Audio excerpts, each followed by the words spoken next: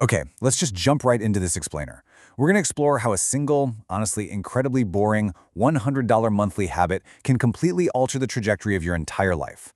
We'll get into the hidden math of investing, a super specific psychological trap that keeps most people completely broke, and exactly why the hardest part of wealth building is, well, it's really just getting out of your own way.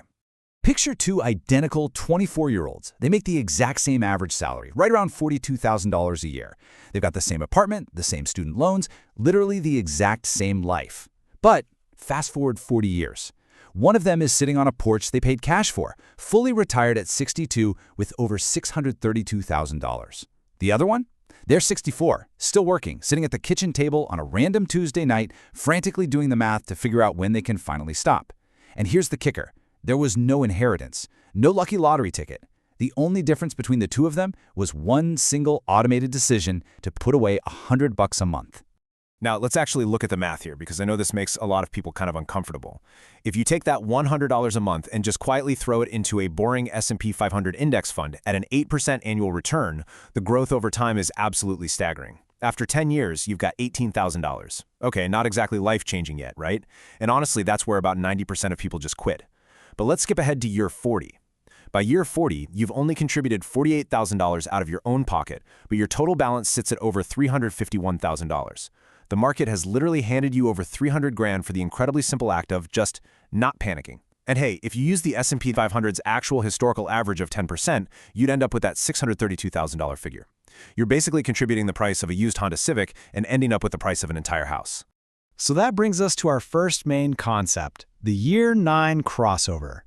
Let's zero in on the exact moment where everything shifts. It's this hidden milestone that almost nobody talks about. Mostly because, well, it isn't flashy, it's definitely not going viral, and your investment app isn't going to send you a little congratulatory text message. Around month 104, which hits right in year 9, something pretty magical happens. Every single year up to this point, you've been putting in your standard $1,200. For the first few years, the market kind of just gives you scraps in return. But in year 9, you put in your $1,200 and the market quietly hands you back $1,259. For the very first time in your life, your investments actually earned more than you contributed in a single year. Your money is officially doing more work than you are.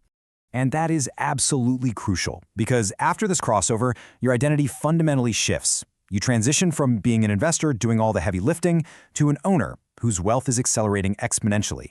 By year 20, that account is earning 4 or 5 times your annual contribution. By year 30, it's earning 10 times.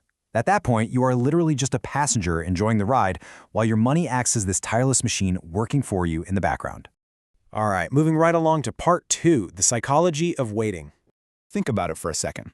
If the math is such a guaranteed win, and the barrier to entry is just so insanely low, why do so many people wait to invest until they quote-unquote have more money? Like, why isn't literally everyone doing this? Well, researchers at Seton Hall studied this exact phenomenon, and it boils down to a behavioral finance concept called anchoring. People don't start because investing just $100 kind of feels insulting. It feels like showing up to a 5-star restaurant with a plastic Tupperware of leftovers. You want to feel like a big shot who can drop 10 grand at once.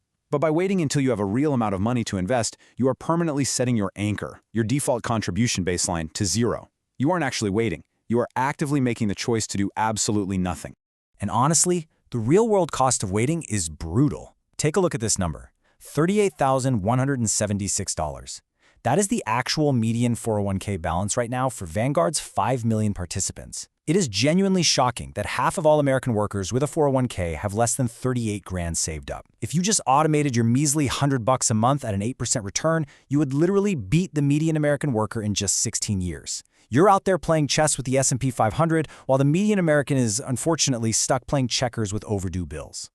Now, I know exactly what you're thinking. What about market crashes? I get it. A lot of people are completely terrified of market volatility. But check this out. According to JP Morgan's 2025 data, the S&P 500 returned an average of 10.6% over the last 20 years. But if you got spooked, jumped out of the market, and missed just the 10 best days in that entire 2-decade span, your return completely plummets to 6.4%. And here's the real catch. Historically, the absolute best days in the market cluster within just 2 weeks of the worst days. So statistically speaking, trying to perfectly time the market turns you into the kind of genius who turns off the oven right before the food is actually done cooking. It just doesn't work. Which brings us to our next section, 3 investors, 3 paths. Let's ground this in reality for a second and look at 3 specific examples to prove how this works, regardless of your starting line, your age, or your income. Abstract math is cool and all, but seeing how this applies to actual lives makes it pretty undeniable. Meet Ya, Jen, and Mark. Ya is 22, making $42,000 a year. She sets up a $100 auto pay on her phone in about 12 minutes and literally forgets her password. By the time she's 65, she's sitting on up to $823,000 tax-free. Then we have Jen. She's 35, a single mom, and she sets up her 401k on her lunch break in a Wendy's parking lot. She puts in $100, and her employer matches $50. By 65, she has over $223,000, completely doubling the median balance of her peers, all because that employer match is just a massive math weapon. Finally, there's Mark. He's 50 years old. He starts 28 years late after his brother-in-law makes some joke at a summer barbecue. Even so, 20 years later, he has around $76,000.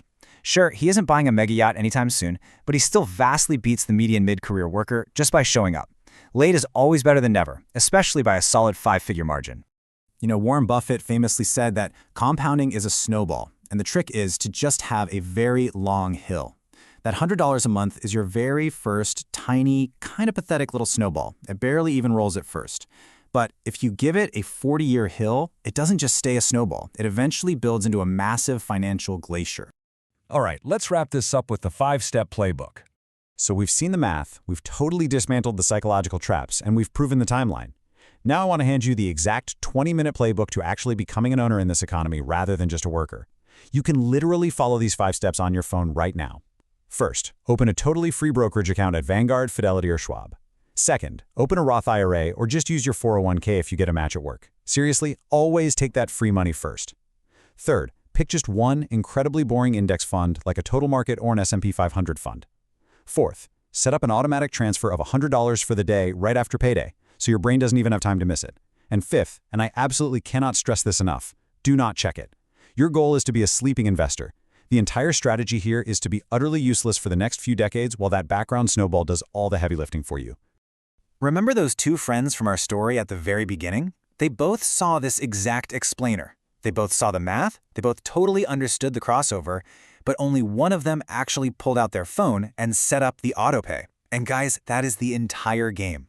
$100 a month isn't just a financial choice, it's a very real vote you cast every single month for which version of your future self actually wins.